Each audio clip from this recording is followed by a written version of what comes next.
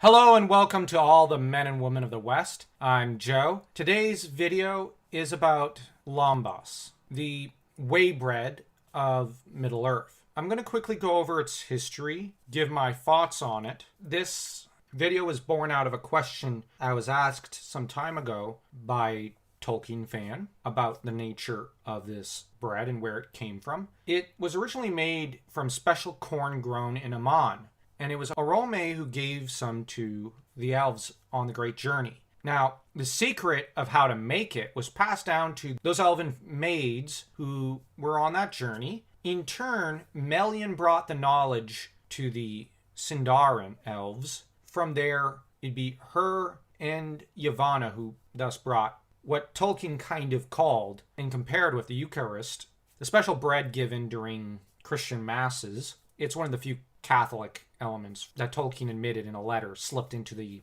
literature. The Lembas, though, was to be sacred to the elves, and it was frequently distributed and made primarily by elven queens, notably Galadriel. It was rarely ever passed on to non-elves, though occasionally it was.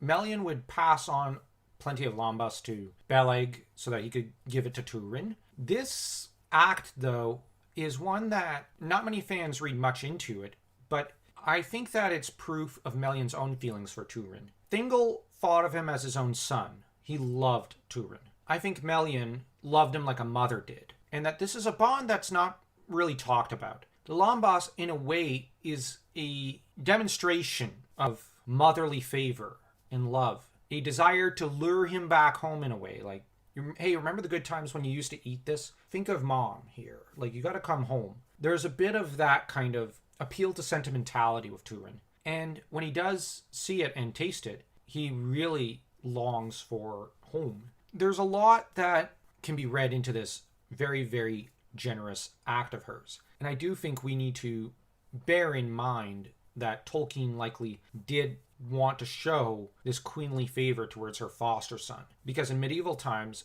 foster bonds were every bit as important as actual blood relations. In particular in Scandinavia during the Viking Age, with a lot of Nordic literature having a lot of influence over Tolkien's own literature. That aside, the Lembas would be passed down to Galadriel, who would generously give a large store of it in Lothlorien to the Fellowship, with Frodo and Samwise the most notable characters to be feasting on it over the course of their journey into Mordor. As stated, it had a certain religious significance, and this element of holiness, of how the bread was hallowed by the elves, in particular those associated with light, such as Galadriel. You have Yavanna, you've got Melian with their own relationship with it. This relationship is one major reason why Gollum can't abide the taste of Lembas. And it shows how deeply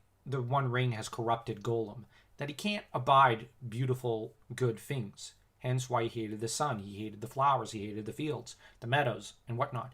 And he fled into a cavern under the mountain. But with the departure of Galadriel into the west and the death of Arwen, the ability to make Waybread was lost forever. In that regard, it's a pretty important part of the literature. It's a very important part of the lore, if a smaller detail. So in that regard, it plays its own role, and one cannot overstate the importance it played in keeping Frodo and Sam physically strong throughout their journey. And it probably served to also strengthen their hearts against the darkness around them, as having this rather hallowed meal to warm their hearts and stomachs likely did a lot of good for those two hobbits. So if you enjoyed this video, feel free to smash that like, sing to that subscribe button until it glows with the same sacred holy light Galadriel and Melian tend to.